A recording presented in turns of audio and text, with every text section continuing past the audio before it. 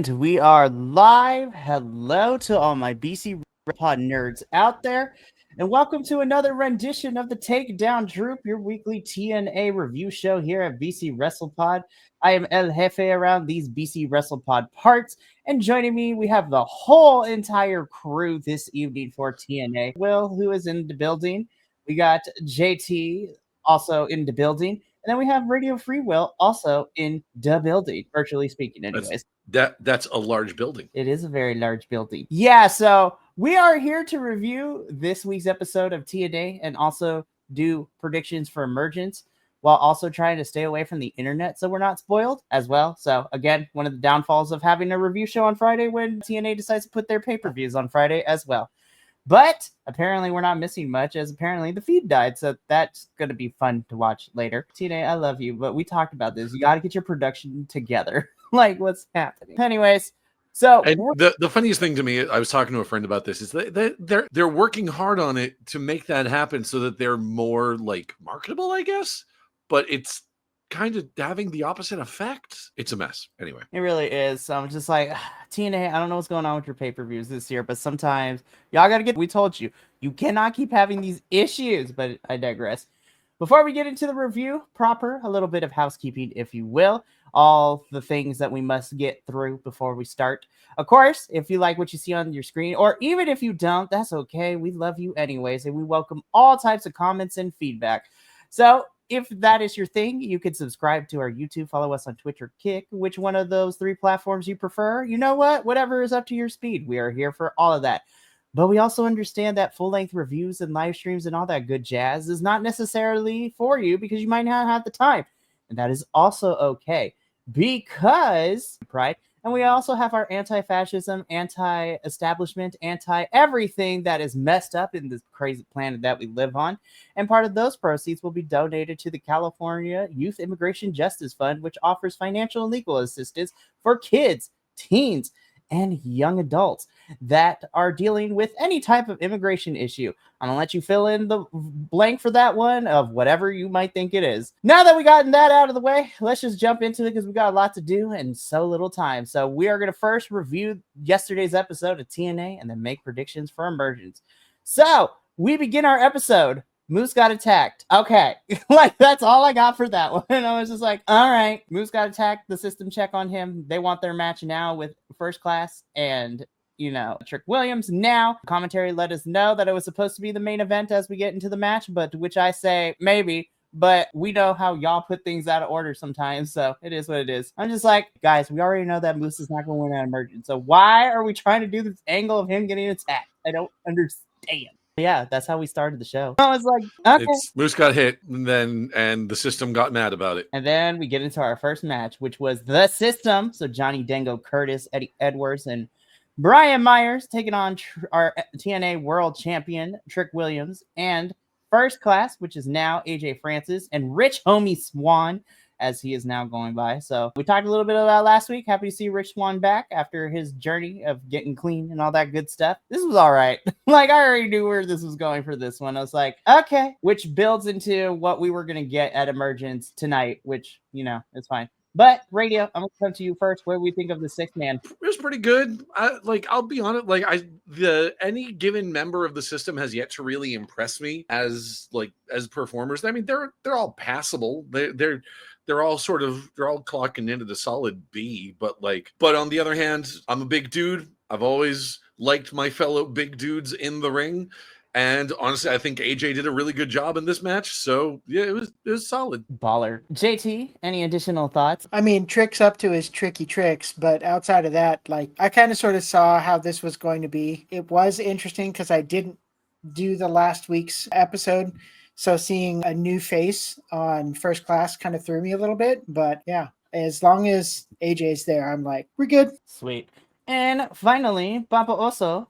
We know you love AJ Francis in First Class, so gush about him. Just kidding. Go for it. You know, I never thought that I would actually want the system to win something. I wanted him to win this because I hate AJ Francis. I cannot stand him. And I'm not saying he's a bad wrestler. I just don't like the character at all. And that's fair. But, you know, it is what it is. But yeah, I was really wanting the system, believe it or not, to kind of shut these three up, which was unfortunately didn't happen, but that's okay. I mean, I was like, oh no, Moose was attacked. Oh no, what are we going to do? Oh, I know, the system. Let's create some random ass match between the system and First Class. And I'm just like, oh God, okay. It was definitely sloppy. Yeah. It felt last minute. Yeah. And maybe that's the whole point of this whole episode. It just felt last minute as we were getting ready for Emergence. But They would never do last minute stuff. That's not very TNA. yeah, they're sort of 50-50. They're hit and miss sometimes on the go-home shows. It's like, if you look at the final card for Emergence and then look at all of the things on Emergence that were set up on this particular episode, it reeks of doing your homework on the bus. You know, doing your homework in homeroom because you're like, shit, I forgot. Okay, there, it's done. I did it. This was bad programming. Oh, yeah.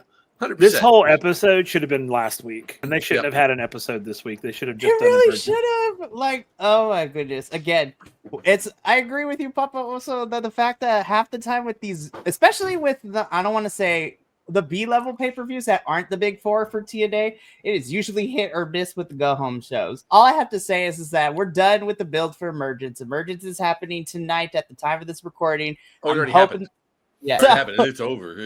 I'm really hoping that hopefully the road to Victory Road, no pun intended, is a little bit better, because then after that it's Bound for Glory. God, I was like, listen, your B-level pay-per-views are hit and miss, but please do not repeat TNA.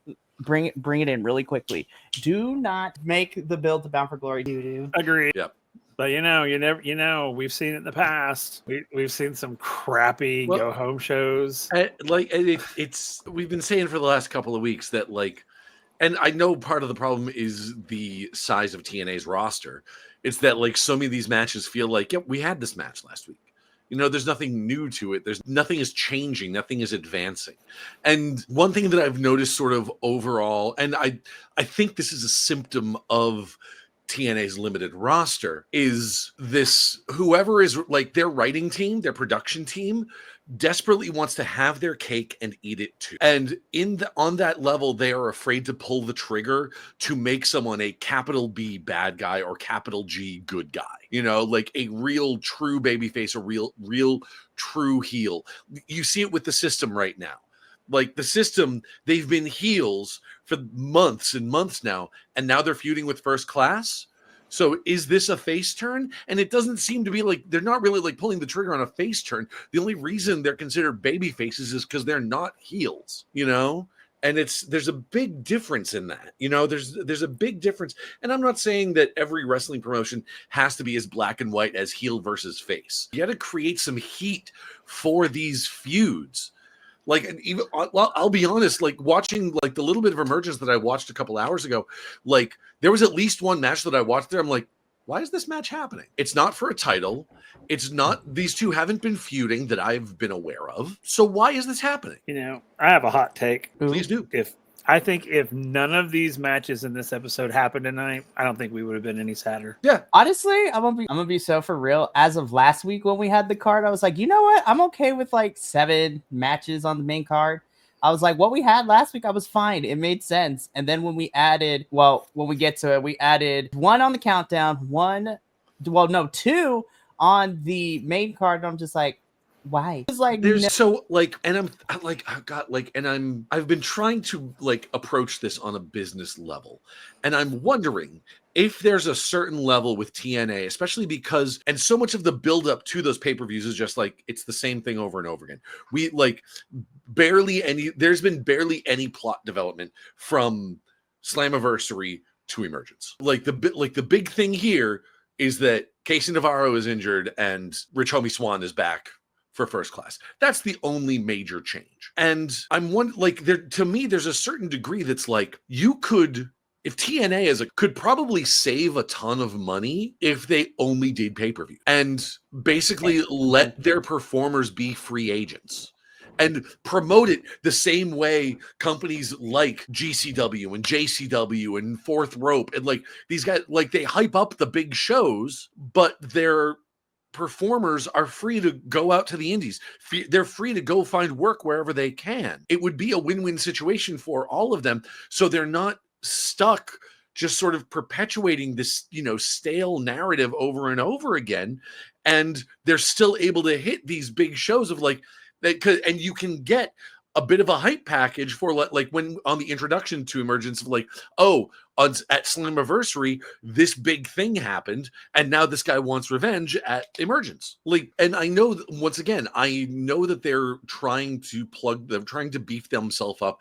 Like it's obvious, and I know we've talked about the fact that these are kind of rumors, but like it's fairly obvious to me that they are trying to angle to get bought by TKO. They are trying to be assimilated into that W fold. Yeah, so Trick Williams in First Class win. There is nothing more to say, so let us move on. Yep. Which, well, we get this match made for Emergence. I was like, okay, fine. Just go into Photoshop, erase one of the people each. There you go, done.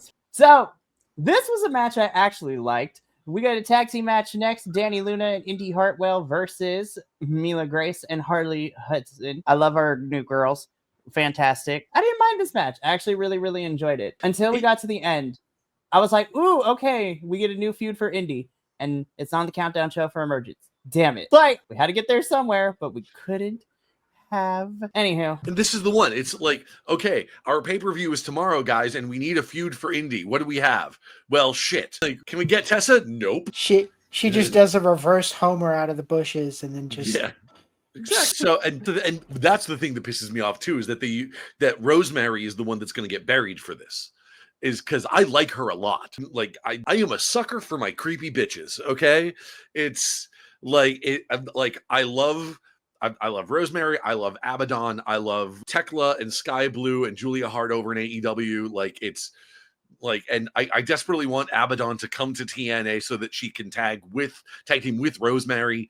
And it's just like keep that going. And this felt like this was a squash match that did nothing for that. Yeah, Mila Grace and Harley Hudson. This match did nothing for them. All it did was start a feud between Rosemary and Indy and continue the feud, or sort of keep building this sort of simmering feud between Danny Luna and her former tag team partner, whose name escapes me at the moment. Jody Thread. We're going to get into that segment because I also have beef with that segment. So, I mean, and essentially, you're kind of right, Radio. This was as fun as I had. This technically was a squash match, or what I like to use is this was a match to set up what was actually going to happen. And it makes me mad. Go ahead, sorry. And it makes me frustrated because Mila and Harley are not just like your local talent. These are girls who are signed to this division and signed to the company. This match could have been an email. I'm gonna be for real. We could have seen this on the pay-per-view, and I actually would have been okay with it. You can set up Rosemary and Indy leading into Victory Road. And the pay-per-view would have given you a little bit more time for the match to make Mila and Harley look better. It's frustrating. I'm gonna get whole episode could have not happened. Yeah, it's unfortunate because I like all four of these girls, but the TV match itself did not leave an impact. No pun intended. Yeah, because it was just used as a vehicle. Yeah, the title of their show is starting to get real ironic. But again, this match was just used to be a vehicle to set up Indy and Rosemary, and not even a lengthy feud for at least a couple of weeks. We're just gonna get it on a countdown show, which makes me mad. Anywho, let's move on. Next match that could have also been an email: John Skyler versus Matthew Cardona. So I was dumb. just like, why? I skipped through this so fast. Yeah. I love John Skyler so much. I think he's talented and he is an incredible wrestler, as we have seen in previous weeks. Again, this is another match that is just used as a vehicle to set up something for Emergence. And that's the other thing, too. Like, I watched the match. Like, that was one of the matches on Emergence that I watched. And I'm sitting here going, like, don't get me wrong. I like Matt Cardona. I like Mustafa Ali. Why are they fighting? There's no title. There hasn't been any feud. There hasn't, like, why? Okay, so it's like this entire pay-per-view cycle for Emergence has just been a giant ball of why. You know, it's... Well, you brought it up. So the match is what it was. Matthew Cardona wins, order for an Ali attack afterwards, at which, fast forward later in the show, I think this is the picture, right? Yeah, so later in the show, Matt confronts Tasha. Tasha makes it official for Emergence, which we were going to get. Ali and Cardona at Emergence, and I was just like, what is happening, y'all? I don't get it. Why? So why in the world is Tasha still with them? Why is she still mixed up in that bullshit? Probably because yeah, but as a career move, it's stupid. Agreed. I mean, girl, you're good at what you do. Get out from behind the boys and start kicking some ass. I'm telling you, I need the Boricua badass that we came to. She first came on the scene. I was like, "Ooh, she is taking this place by storm." And then all of a sudden, they pushed her to the back. And now she's already a subservient member of this Order 4 or whatever the hell they are. And we've been talking about it too, like that whole lead-in with Cedric debuting in TNA too, just making her look again kind of like what we had with. Well, funny enough, with Matthew Cardona and Steph DeLander earlier this year, with Steph, we know her to be literally, she is the moniker of the Python Powerhouse. And then they made her look like a scared little girl when Matt was getting all up in her face, which was kind of weird. We're going to talk about those weirdos in a little bit, though, because I'm like, Steph and Mance, what are we doing? Like, I don't know what's happening. But again, this match could have been an email.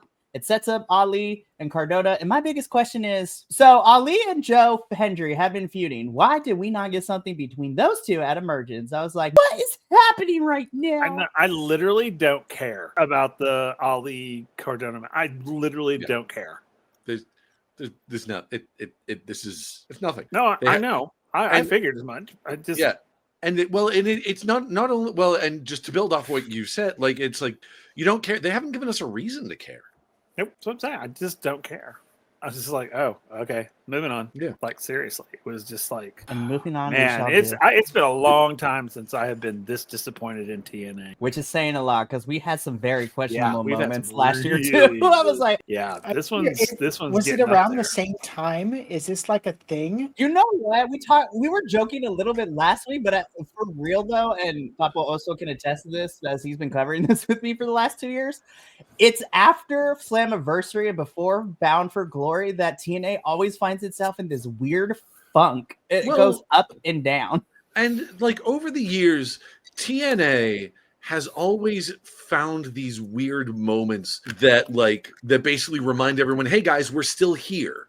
And that like gives like a little boost to it, but then I've noticed like any sort of prolonged watching after it, it very quickly slides back downhill.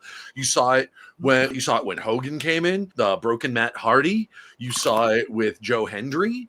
It's like yeah. And that would give you an opportunity. That would make your weekly shows, pardon the pun, more impactful. Let's see what you did there. Yeah, and it would give an opportunity for some more long-term storytelling, so that we're not sitting here on reviewing an episode of Impact for the pay-per-view that is the next night that they're just now setting up feuds for this pay-per-view.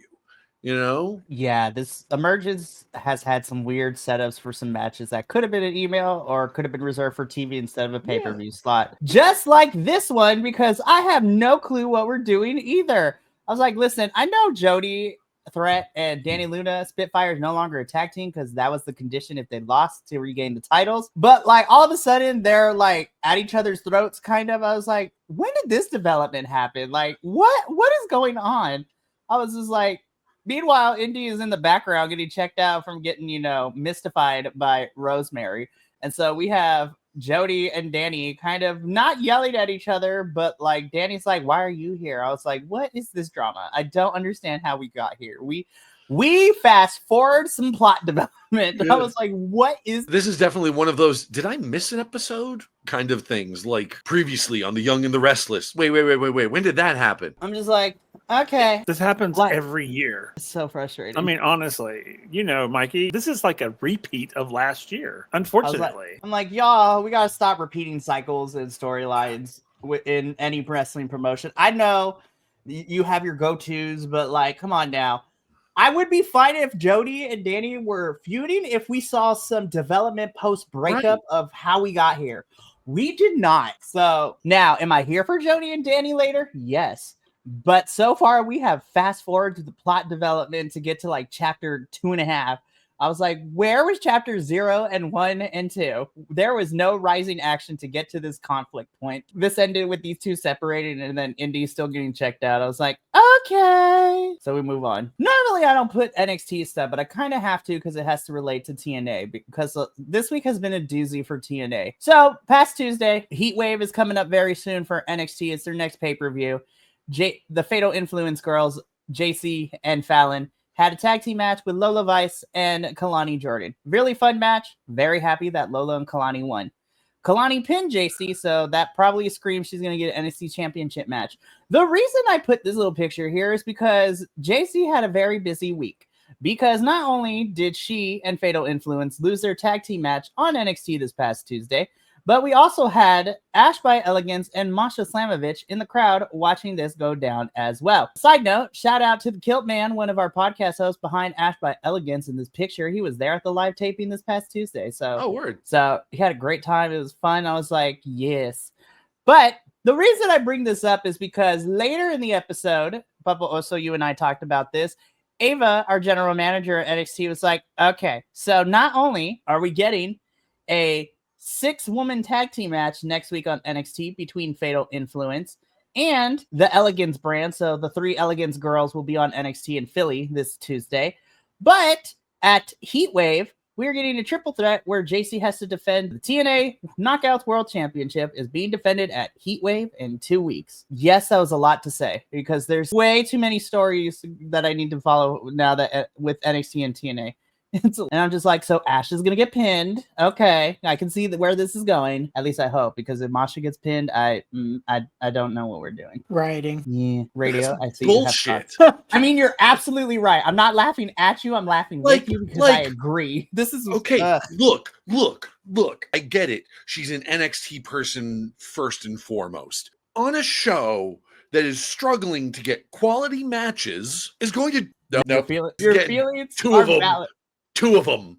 Your feelings are valid, radio. Now, here's what I will say. If I had the ability to do that with my toes, I would do that too. Thank you for middle saying fingers and middle toes. Thank you very much, radio, for saying with your toes, because that hesitation from I wish I could do it with my. This had been an NC-17 kind of setup on there. It's what other body part could you possibly have meant? Stay tuned for the after hours to find out. Oh my. I'm just kidding. So here's the thing, and I 100% agree with you, radio. Now, it's easy for me to, I agree with me. It's like, okay, I'm indifferent because, I cover NXT. Me and Papa also here cover NXT also. But, even Papa also, we talked about this on Tuesday, too. Or it's just like, why is this on Heatwave? Yeah. And not... and I'm like, I understand I am far from the least biased person in this regard.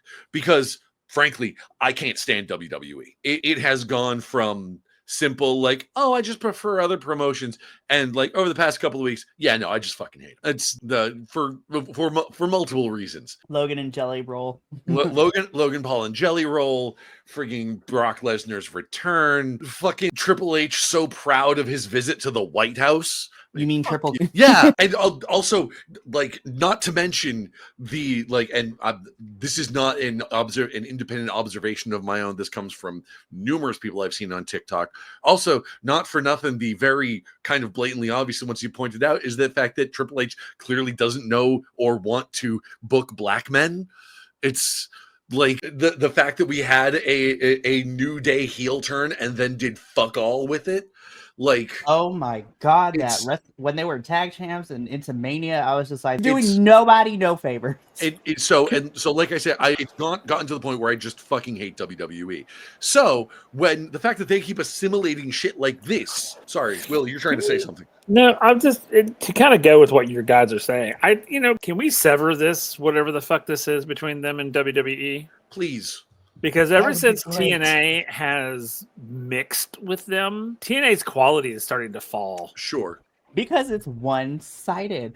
Because TNA stars are going over to NXT, and no shade to nobody else. Now, did I love watching Lash Legend fight girls in TNA when she was here? Yes, absolutely, because Lash Legend's amazing. However, it's very one-sided because we're getting, folks coming over from NXT that like a Javon Evans popping up into TNA. We would see if this was more fair, we'd see this match on TNA. Yeah, exactly. I was getting that part too. I was just like, we would see a Sol Ruka in TNA. We would see this match in TNA. But it's not, and it makes me mad. So there is one because I've been this is another one of the big sort of wrestling news things going on right now is the whole deal with Karrion Kross. I feel really bad for him because okay, and I will state for the record, I know it's still kind of dubious right now whether or not his lack of contract renewal is a work or a shoot. I understand that. If it is a work, congratulations, guys, you worked me. I have been worked in. I am never giving them the satisfaction again. But congratulations, it worked on me, and you've managed to make me believe, and that's on me. Good job. But if it is a shoot, if he is in fact not with WWE anymore, I was thinking where he could possibly go after this, and of course, me being the AEW fan that I am, I'm thinking I actually don't want him to go to AEW because his style doesn't really fit with AEW. And I feel like the same thing would happen to him that happened to people like Miro and Aleister Black. They just sort of flounder around the mid-card for a couple of years and then end up back at WWE. On that note, though, Karrion Kross showing up at TNA, I think could be a big shot in the arm for them. It really could. And I mean, not Karrion, but Killer Kross was in TNA during the tail end of the Jeff Jarrett days TNA before the Scott D'Amore came in and fixed TNA into, well, I don't want to say what it is. I didn't want to say it is Scott D'Amore helped fix it to what it is now because it was still good. And then when Scott D'Amore got fired, we were in that period of, oh God, what is happening? And now we're like, oh God.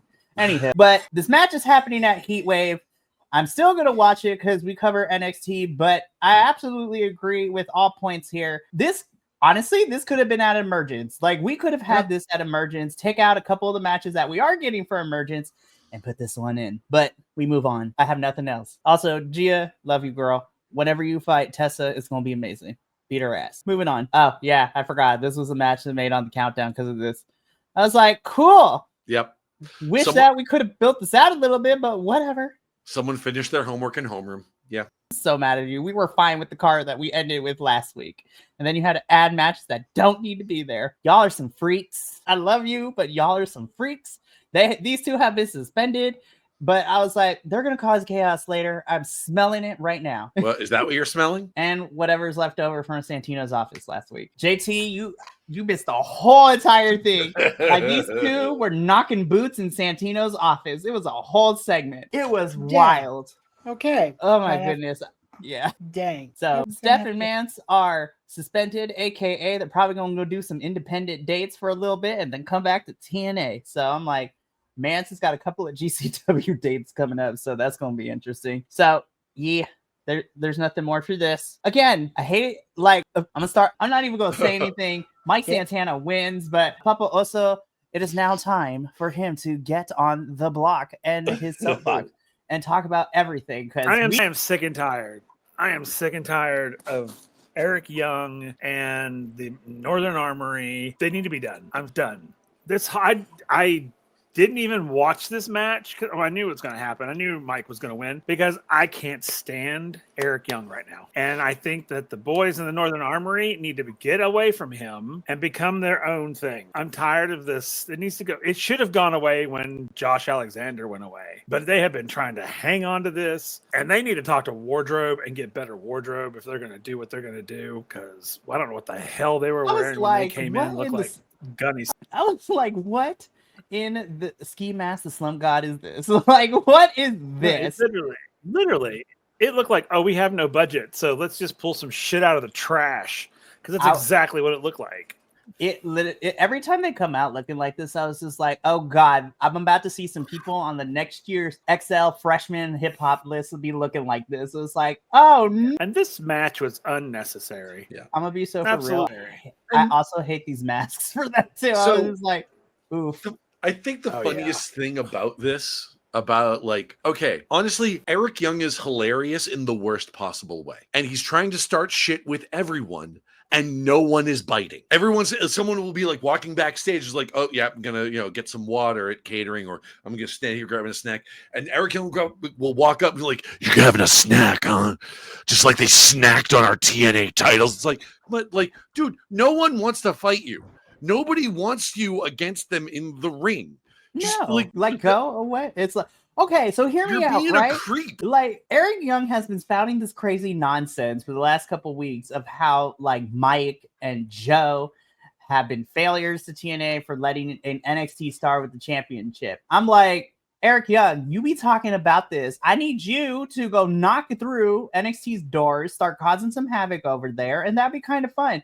But listen, I'm of the mindset, if you're going to talk about it, you got to be about it. If you are going at the wrong people, what you should be doing is you need to nut up or shut up in this case. You keep talking about how Mike and Joe failed, and we need to get these TNA championships back to TNA. Same thing with Frankie Kazarian, who I'm going to get on his ass a little bit later, too. I'm going to get on his ass a little bit later, too. But I'm like, you have two people talking about this, and Eric Young, shit or get off the pot moment right now. You need to figure out, actually, like, go fight Trick Williams, even if it's a one-off feud. Like, get this TNA championship back to this company, because Mike and Joe are currently, well, Mike might be busy with something else now. Joe was in a program with Ali. I don't know what happened to that. But Eric Young, don't talk about it. Be about it.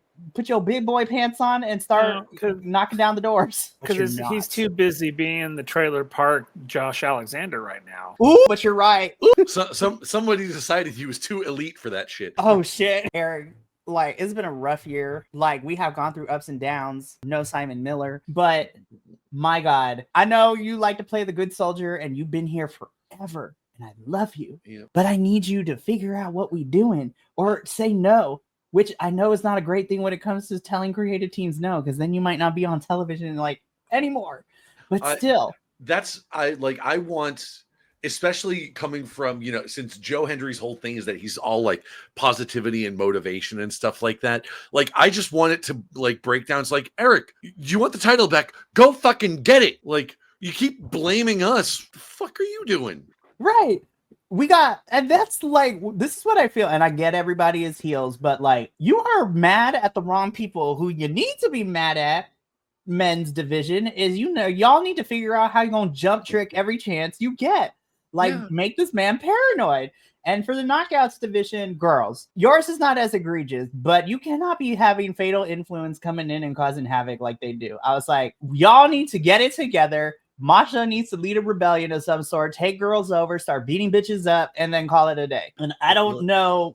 And again, it goes back to the one-sided relationship. It's just like, you got the NXT stars making TNA folks look like complete clowns, but they're not doing the same thing because it's one-sided. But back to Eric Young. You disappoint me. Mike Santana wins. Should get off the pot, Eric. Should get off the pot. Moving on. So, Frankie, you are never allowed to do this again. That is my highlight of this episode tonight. Jake and Steve Macklin. This is whack as all hell, y'all. That is about the most exciting thing out of this entire match is this little promotions poster that you have here. Well, it's also like, hey guys, let's do a promo segment with two guys that clearly don't know how to promo. This was so bad on everybody's part. Macklin, I love you. Jake, I love you. Frankie, as the wrestler in ring, I love you. But this was booty cheeks, yo. Okay, there is a part of me that's thinking about this though, I'm sort of thinking about it from a different perspective. How much of this was, okay, guys, let's have this, promo off between let's try to get some hype for this, Steve Macklin and Jake something match. And how much of this was Frankie Kazarian, noted veteran of TNA, coming in and saying like, no, both to the entire audience that both of you suck ass at promos, and like, no, meet me in the ring and I will make clowns of the both of you because fuck you. That would have been awesome, but that was not the intention. I was so mad. I was like, you just said I'm here for the booty cheeks. This whole segment was Frankie Kazarian needs to shut the fuck up. Yep. I was like, seriously. Again, this is another character that we do not vibe with. AJ Francis, like, I'm okay with. Like, I'm supposed to hate you. But Frankie, this was also Frankie, the whole King of TNA Elvis thing you're doing right now, you are not the honky tonk man. Listen, Franklin, I need you. Franklin, Honky did it first. You will forever live in that shadow, my boy. Yeah. Okay? It's like... Franklin, come to the carpet really quickly. We need to talk. Franklin, Yes. get over here. Not even Frankie. Franklin, get your ass over here. I was going to say, like, if it was a tribute, I would say one thing, but, like, Honky's still alive, right? That's the crazy part. He's probably looking at this just like palm on his head going, oh my God, what is he doing? This is ridiculous. Listen, Frankie, we talked about this numerous times before. This character that we are seeing with you is this. I called it. Ooh, what happened to my stuff? Oh no. TNA doesn't Frankie, like look at what you did. Why did I? Franklin, what are you doing? Franklin, you done Frankie has found my house, you guys. Oh no. Anyways, Franklin, come here. We gotta talk about this. We have talked on numerous occasions on this show that this midlife crisis, I just bought a motorcycle, leather jacket, have an ass, like so Seriously. like dated glasses, Midlife crisis dad. I was like, listen here, you discount Fred from Scooby-Doo. Like, we cannot be dressing like we belong in the wrong decade and be acting like a perpetual whiny little bitch. Okay. You know, I have to say, over the time, this was probably one of the worst character switches ever.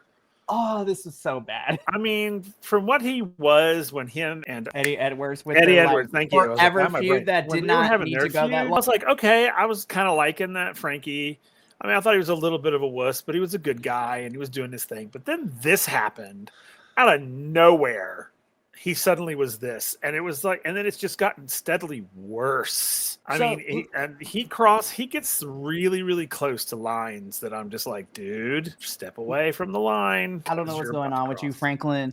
But let's recount Franklin's whole entire achievements so far in the last, let's say, 7 to 8 months. Last year's Bound for Glory, he won the Battle Gauntlet, so cash-in trophy, any chance. He was holding that thing in, teased it forever. Then we find out that Joe Hendry would be defending the TNA World Championship against All Ego Ethan Page at Rebellion. Cool. Frankie Kazarian's like, nah, fam, we can't have that. Cashes that trophy in to make it a triple threat. And what does Franklin do? He loses. He doesn't get pinned, but he doesn't win either because Joe pins All Ego Ethan Page in that match. I was there live. And ever since then, we have had no story development for Frankie's ego to even get to this point and for him to have his own talk show segment. Now, I will say I give a little grace because I feel that because we had a little bit of a feud between him and Elijah that was seeming to start to build, but with Elijah injured and out of action, Frankie has kind of been, you know, this is not it. He sure is a floater. Oh my God. This was ass. Jake and Steve, I love you, but y'all know you can't do good promos.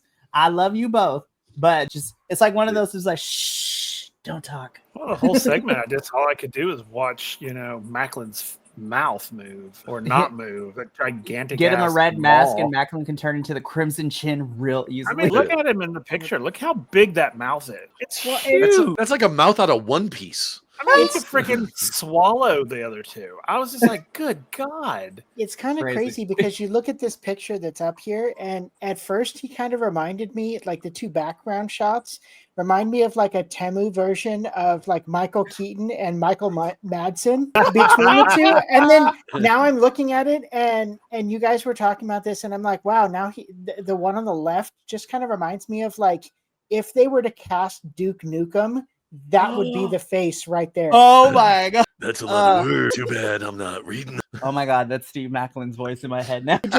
He just ends up walking up to everybody and he's like, I'm here to kick ass and chew bubblegum. And I'm all out of ass. Lord help us. No. There's plenty of ass because this whole episode has been total nonstop ass.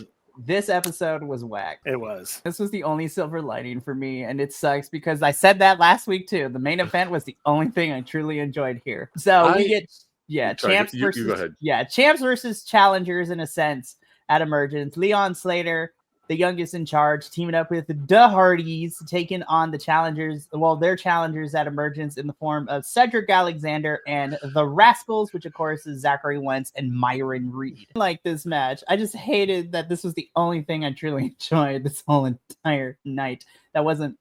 I mean, this technically wasn't set up for Emergence, but I was like, but this is story. We've been building this for weeks now. These are the only two things that make sense. It's building to emergence, and that's it. There is no heat here.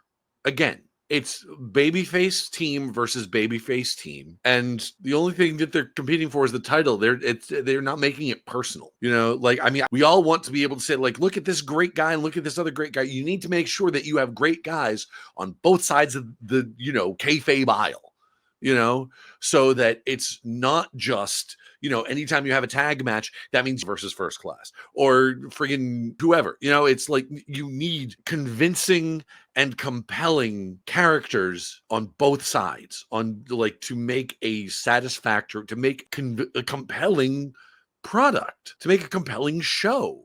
Like that's like, and I don't know if they're leaning to, maybe they're just trying to lean a lot harder into the sports side of sports entertainment, but like don't forget, it's also entertainment, because wrestling is just as much theater as it is, you know, athleticism. I'm not saying that like I think I've mentioned this a couple of times on the channel. Like there's a video on YouTube by the video essayist Super Eye Patch Wolf talking about the unreality of pro wrestling. It's like a 2-hour video. It's like, to call it a mini documentary does it a disservice. It's basically just a full-on documentary, but it is basically describing the story arc of Cody Rhodes finishing his story and how that gets, like, when you take a step back and look at everything that had to happen for us to get to this point, it becomes downright Shakespearean, like down to the point that you have two households both alike in dignity. Like you've got the Anawai family and you've got the Rhodes family, and over on top of it, you've got McMahon pulling the strings. You know, it like there's a lot going on and like it even gets into some of the side characters of that. The impact that people like Seth Rollins and John Moxley and Sami Zayn and Kevin Owens have had on this arc, on this epic saga of a story. And so much of it happened by accident, you know? So much of it happened like backstage, but also some of it happened because, like, oh, Dusty Rhodes has nowhere else to go in the 90s, so he has to go to WWF and to, you know, to the polka dot era. And I'm not saying that every feud has to be that, but like you still need, you can't have, comparing it to Shakespeare, like if put it this way, Romeo and Juliet sucks if they, you know, ride off into the sunset together. Romeo and Juliet sucks anyway. Yeah, it does, but you are absolutely right. Probably my least favorite of Shakespeare's plays. Actually, I think if they rode off in the sunset, I'd probably like it more, because that means the story would have been cut in half. Yeah, but Romeo and Juliet. Like if Romeo and Juliet, if all of that happens in Romeo and Juliet, and the only difference is they don't die at the end, that play sucks. You know, if Hamlet, you know, has his duel with Laertes, and both he and Laertes stop and go like, wait, why are we fighting? No, this is stupid. We can rule Denmark in peace. My uncle's not so bad. Well, he's poisoned anyway. So you know what? I'm going to take over. No, Hamlet works because they all die. You know, you have to have the conflict, and you have to make the conflict make sense. So when you have these babyface versus babyface fights, it's who cares? Who gives a shit? Like you've been saying this entire episode, this match could have been an email. We did not need this entire episode of Impact. And by extension, because so many of this was just sort of built like leading up to Emergence could have been an email. Although, no, it wouldn't have worked as an email because their feed died halfway through. I don't know, for anybody, at least anybody that was watching on YouTube saw that, like, we got about halfway through the First Class versus the System thing, and then just the whole thing just crashed. Dang. We didn't get to see the Sami Callihan, Mike Santana match. Which is crazy. So we can wrap this up. Cedric Alexander picks up the win for him and the Rascals by pinning Leon Slater, which in wrestling, we all know Cedric's probably losing at Emergence. Exhibition-wise, I really liked watching this match, though. Me too. I really enjoyed really cool. it. I was like, I did not forget. So overall, I feel, again, the order in which we got to Emergence was so weird. I feel like certain matches and certain story segments that we got in the last 3 weeks have been misplaced and mismatched. So I was just like, y'all messed up the orders so bad, and like it. Anywho, that brings us to the end of this edition of TNA, at least for the weekly show. So let's quickly go through our predictions for this pay-per-view, which I don't know if it's happening anymore right now, but I'll find out in the replay later for this week, I guess.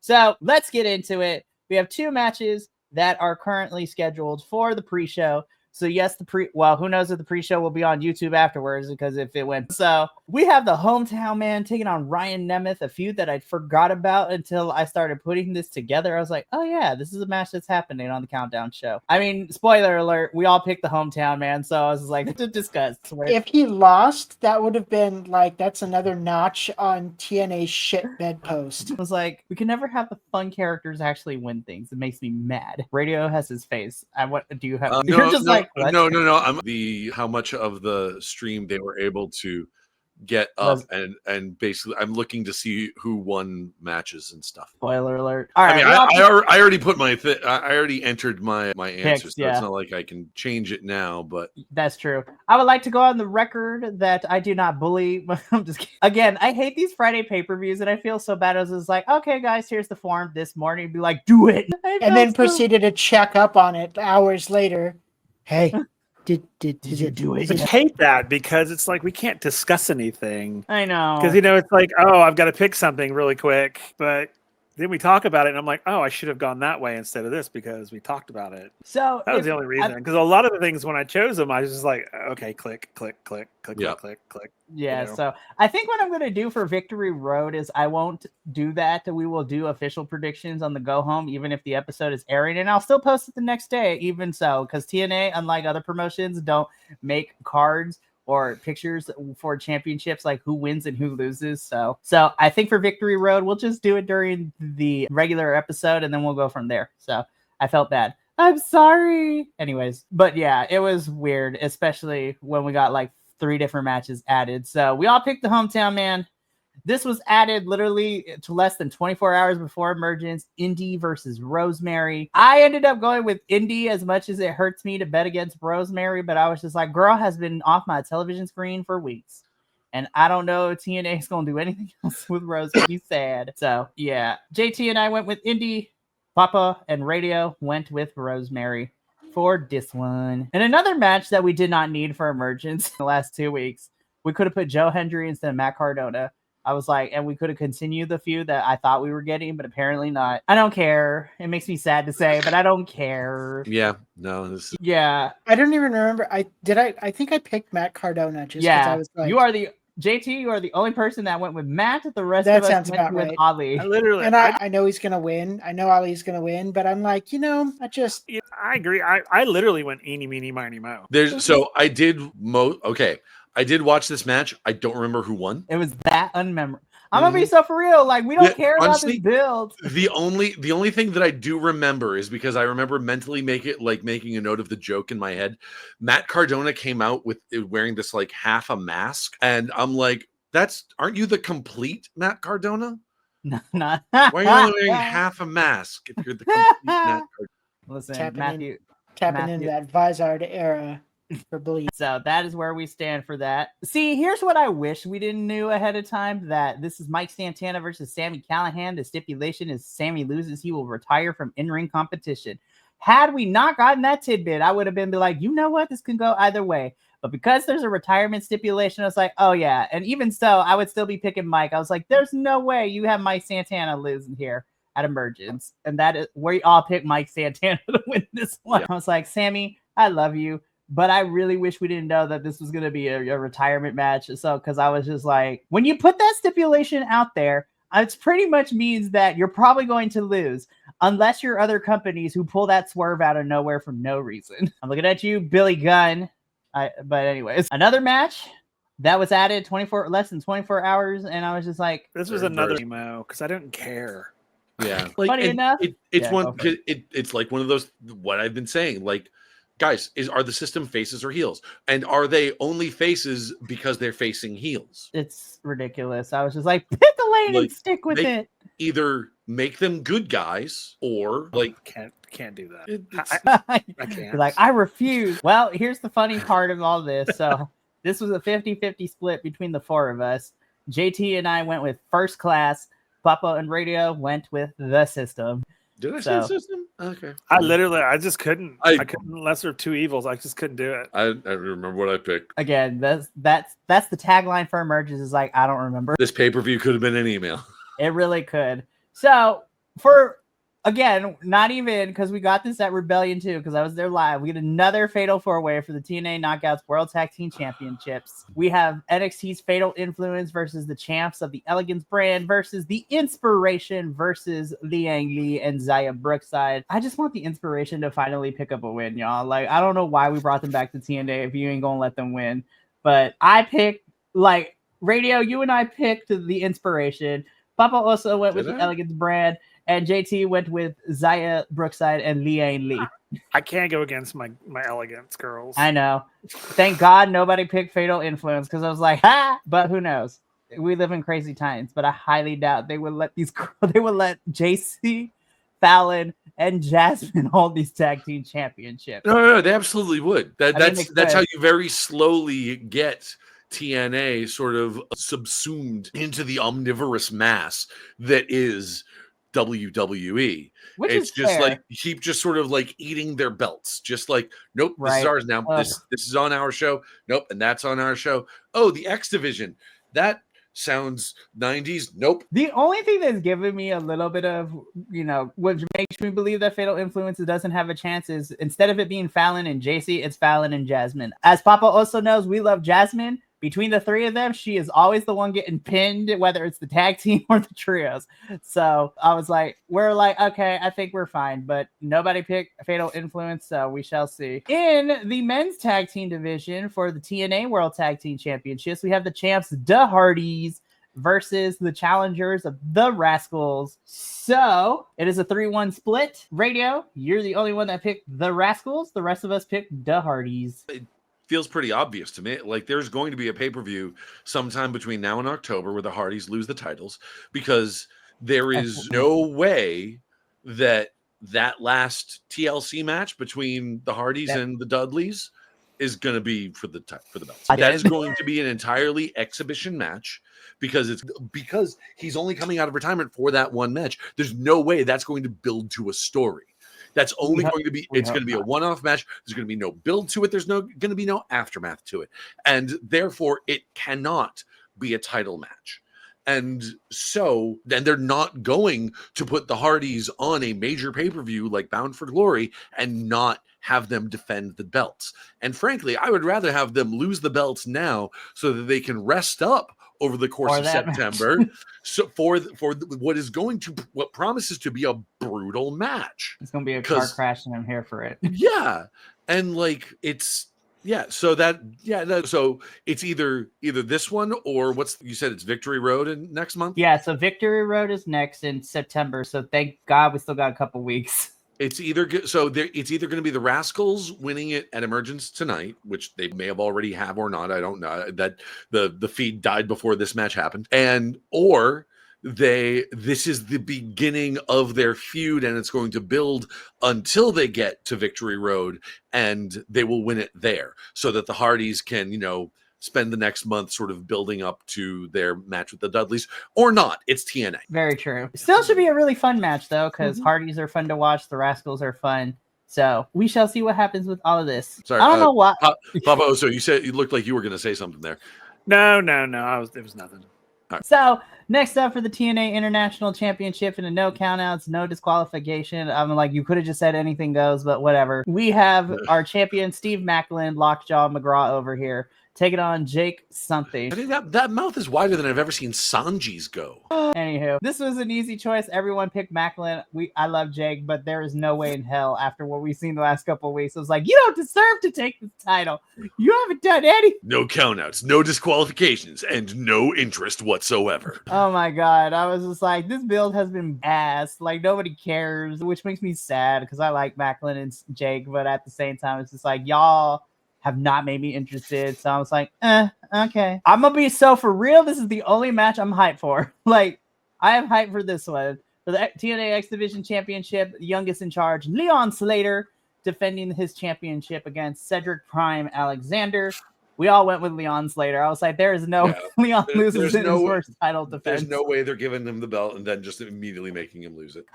But this is like the one match I'm super hyped for, not even gonna lie. Be like, give it to me now. $5 says it opens, because I was like, this screams cruiserweights, and they always open, which makes me sad. I was like, you could let the main event, but they won't. Anywho, and then of course, what's probably going to main event the show for the TNA World Championship match, NXT's and our TNA World Champion Trick Williams versus Moose. This is a 3-1 split. JT is the only person that picked the Moose. The rest of us went with Trick Williams. So I was just as much as it pained me to pick it, I was just like, I'm pretty sure we're stuck with Trick as champion until Bound for Glory, but who knows? Agreed. I mean, it was one of those things that like I picked Moose surely because the fact that like I want to see him kind of wallop on Trick, but I don't think that that's how it's going to happen. And I'm sad, but I'm still going to stick with my pick though, and I'm going to be really, really happy if he does win. That is a fair point. This is really shallow of me to say, as much as this pay-per-view is whatever. I will say I had a great time making the predictions graphic because those are fun to actually make. Because I was like, oh my gosh, I have artistic talent. Who knew? Just kidding. But yeah, those are our emergence predictions. The pay-per-view may have died because the stream probably is still not working correctly for some folks. So I'm like, all right, TNA, we're going to see if the replay gang, it fixed itself, but we'll see what happens. We will be back next Friday to review Emergence and probably be in the pit of despair. No, I'm just kidding. We're going to have a great time next Friday, but we're going to be talking about a lot of crap to get through Emergence. And then we could get on to Victory Road and Bound for Glory because I'm like, good God Almighty, that is where we are. But that is it for TNA this week. You know, I said we would get out of here on time, but I think because we all had issues and we needed to air them out, we are still not even under an hour, and that is okay. I'm not going to promise that in the future because who knows with this crew. I love this crew so much. But before we get up on out of here, I'm going to put this on here because I got to let you know what's happening the remainder of this week. Tomorrow evening or afternoon for some of us, I will be virtually kidnapped. Andrew and his friend Sam are introducing me to the world of Juggalo Championship Wrestling, as we will be doing a live watch-along/reaction video at 1 p.m. Pacific tomorrow for GCW and JCW, the 2-day war, night 1. And then on Sunday, we're wrapping up the week with our weekly WWE review of Raw and Smack, which has been, well, I'll let you know on Sunday. It's been WWE. Yeah, it's been WWE. It's been mid. Anyways. And then on later that evening on Sunday at 5 p.m. Pacific, Andrew, Sam, and I will be watching night 2 of GCW and JCW's The 2-Day War. It's crazy. It's going to be a crazy weekend. And then the next 2 weeks is just nuts because next Monday, Adolfo and I will be here to review the entire G1 Climax tournament for New Japan, as the finals will be concluding very soon, which is crazy where we're going at.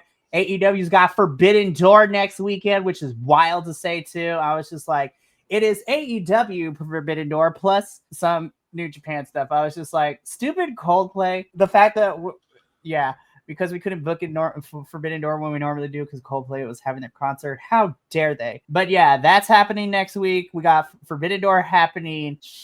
We got GCW Homecoming, which is their big like WrestleMania type show for their company as a 2-night. We're doing a watch along for Forbidden Door as well.